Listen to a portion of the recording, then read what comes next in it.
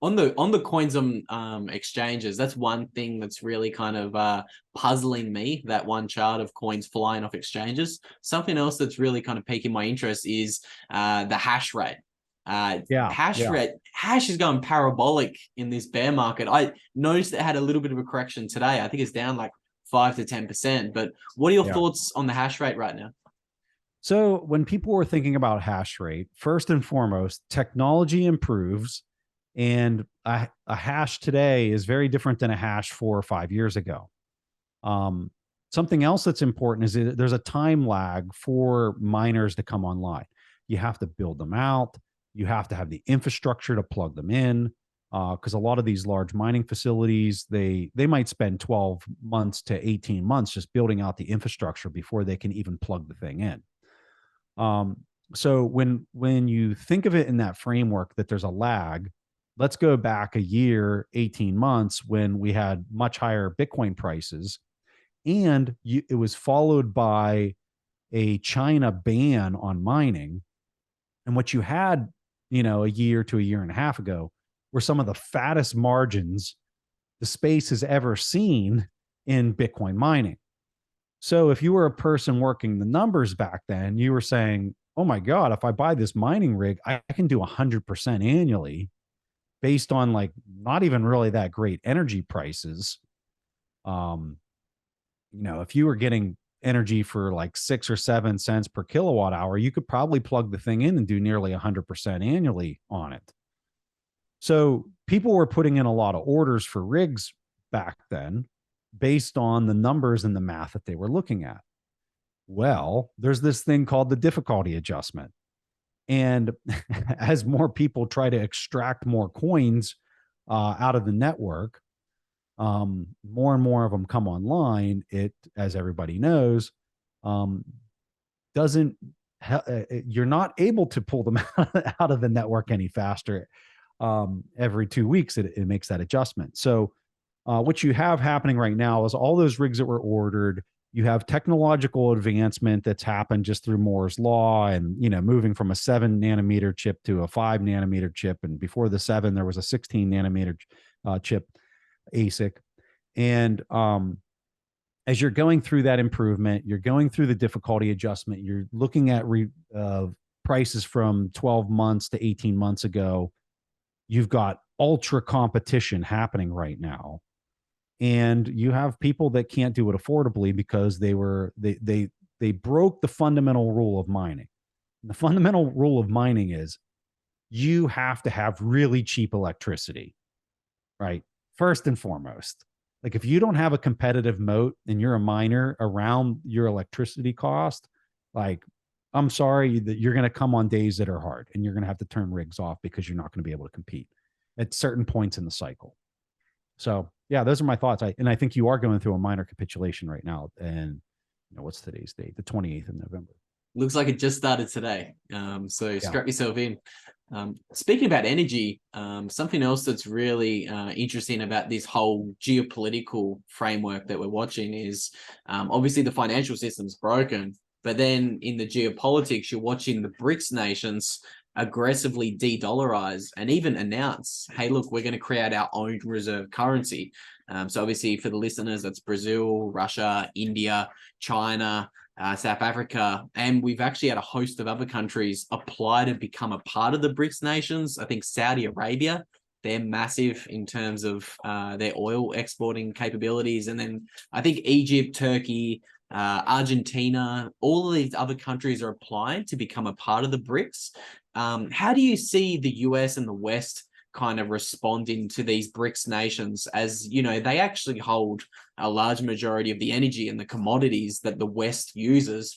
And I think you on a recent podcast with, I think it might have been Jeff Booth, you were talking about how the West is paying for all of these real goods with fake paper that's backed by nothing. What's your thoughts on that whole dynamic we're watching unfold right now? The interesting thing about all the BRICS nations and the ones that are wanting to be a part of that is they're net producers. Yeah. Right. It's that simple. They are net producers. They are extracting literally molecules out of the ground, and then they're selling them on the global stage to net consumers to other net producers. It depends on what the product is that they're extracting, the raw material that they're extracting. But let's just generically do kind of a hand wave, and they're net producers, they're selling to net consumers. The net consumers want to pay with paper promises that are being debased at a breakneck pace with a credit market that's completely jacked. And so they know they know if the credit market's jacked and the supply chains are jacked, that inflation is wrong, or it's going to be persistent relative to the yields that they're providing in their treasury markets. That negative spread between inflation, because you got broken supply chains, and the yields in their treasury market, is why they know they're going to debase the currency further, and why they don't want to accept that currency as payment, is because they know they have to debase it. It's just math. It is mathematics, as Greg Foss would say. So so they've basically come out and said, we'll accept payment in our currency, gold or Bitcoin. Wonder why? It's because they don't want to receive a, for lack of a better term, like a Chuck E. Cheese token for the real work that they're doing, their proof of work of extracting these raw materials out of the ground and whatever else that they're making and exporting in excess. So, like, how do I look at the BRICS initiative?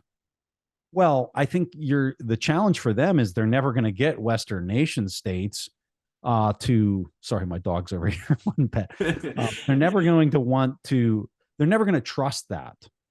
Right. And I think they know that they're never going to trust that. It's almost laughable for a Western nation to look like, well, we're not going to pay you in your currency. That's never going to happen. And so that's their challenge, that I don't know that that's going to get resolved. Now, between them, they're going to have to sort that out. Now, whether they trust each other, I think, is a whole nother thing.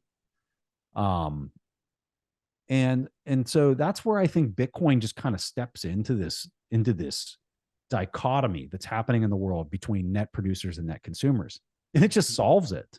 Yep. It's saying, listen, none of y'all have to trust each other at all. In fact, you can continue to hate each other. You can still do business with a unit, with a monetary unit that you both can trust, because it doesn't require trust, right? That's why I'm so bullish on Bitcoin. And I'm looking at this dynamic that's happening on a global scale and on an individual. I mean, you're seeing it literally the whole way down the chain, right? Individuals don't trust each other. Nation states don't trust each other. And you got this thing that's just, just pumping out block after block. And it's like, you don't have to trust anybody. You can just give them this public address and send it there. And, it'll clear faster than anything on the planet, better than Fed wire. It's a beautiful thing. It literally is the asset that solves all of the problems the world's facing. It's just, how long is it going to take for everyone else to figure it out? That's the $1 trillion question, I suppose. That's all I've got time for you guys in this short little clip with Preston Pysh. If you enjoyed it, feel free to slap a like on the video and subscribe to this channel. And if you want to listen to my full discussion with Preston, this little snippet that you guys watched today actually comes from a full 1.5 hour interview that I conducted with Preston. You can check out part 2 of my discussion with Preston. It is on screen right now. It should be somewhere up over there. Highly recommend you check it out. Preston is an absolute wealth of knowledge. Final reminder, you guys can all get $10 of free Bitcoin if you sign up with Swan Bitcoin, who of course is a Bitcoin only exchange. They're in many countries all around the world, and they're giving you guys $10 of free Bitcoin if you use the link in the description of today's video. We're really happy to be partnering up with another Bitcoin only company. So again, check out Swan for $10 of free Bitcoin. Also, if you enjoy our conversations here on YouTube, you will love our weekly Saturday Twitter Spaces discussions. For anyone who doesn't know what they are, they're just a live live call on Twitter with a bunch of Bitcoiners. You can join anonymously and come and talk with us Bitcoiners, as we say, every Saturday, normally around 2 to 3 p.m. Eastern time. So check us out on Twitter, and while you're there, you can subscribe to our newsletter if you're enjoying this content. I write the newsletter that goes out monthly, and we cover all sorts of very interesting topics in depth. And of course, final little piece of housekeeping for today: if you need any sort of technical assistance, whether that be setting up a mining operation or running your own Bitcoin node, or simply taking custody of your Bitcoin and withdrawing it off an exchange and putting it into your own hardware wallet, check us out at CoinBeast Connect, where we help you with any sort of issues you're having. We'll connect you with a Bitcoin pro, and you can talk to them for as long as you like on a one-on-one video call. So we have lots of different pros in the Bitcoin space who specialize in all sorts of different issues, and there will be a pro who is a specialist on solving whatever issue you're having. So check out CoinBeast Connect. Links to everything will be down below. And without further ado, I will see you guys in the next video.